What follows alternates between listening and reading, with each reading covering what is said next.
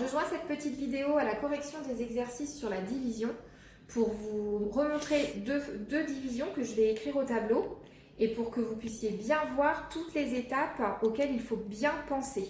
Donc je reprends l'exercice 6, page 81 et il fallait faire 86 divisé par 7.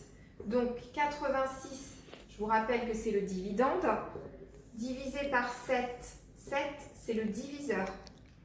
Donc la première chose, c'est bien de se dire que je vais prendre 8. Parce que moi, dans la table de 7, je ne sais aller que jusqu'à 7 x 9, 63. Et que donc 86, c'est trop grand. Donc je ne prends que 8. Et je me demande, dans la table de 7, qu'est-ce qui se rapproche le plus de 8 sans le dépasser? Ben, c'est 1. 1 fois 7, 7. Et ensuite, je fais ma petite soustraction. 8 moins 7, il reste 1. Je descends mon 6 et je recommence. Je me demande dans la table de 7, qu'est-ce qui se rapproche le plus de 16 sans le dépasser?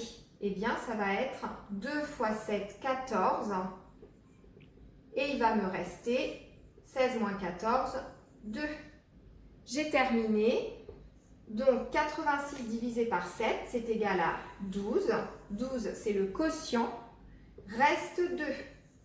Je vérifie bien que mon reste est plus petit que mon diviseur. Parce que s'il est plus grand que le diviseur, ça veut dire que je me suis trompée, que je pouvais faire un quotient plus grand. Je prends maintenant la deuxième, qui était un tout petit peu plus longue, plus grosse, on va dire. C'était dans l'exercice 7. Et cette fois-ci, il fallait faire 525 divisé par 4. Donc là, à nouveau, je réfléchis déjà combien je dois prendre au début. Ben, je vais prendre juste 5, parce que 52, c'est trop grand. 4 fois 9, ça fait 36, donc 52, c'est trop grand. Donc je ne prends que 5. Je cherche dans la table de 4 à me rapprocher le plus possible de 5 sans le dépasser. 1 fois 4, 4. 5 moins 4, ça fait 1. Je descends mon 2. Et je recommence. Dans la table de 4, qu'est-ce qui se rapproche le plus possible de 12 sans le dépasser? Eh bien, c'est 3 fois 4. Et 3 fois 4, ça fait 12. Donc, il me reste 0. 12 moins 12 égale 0. Je descends mon 5. Dans la table de 4, qu'est-ce qui se rapproche le plus de 5 sans le dépasser? C'est 1 fois 4. 1 fois 4, ça fait 4.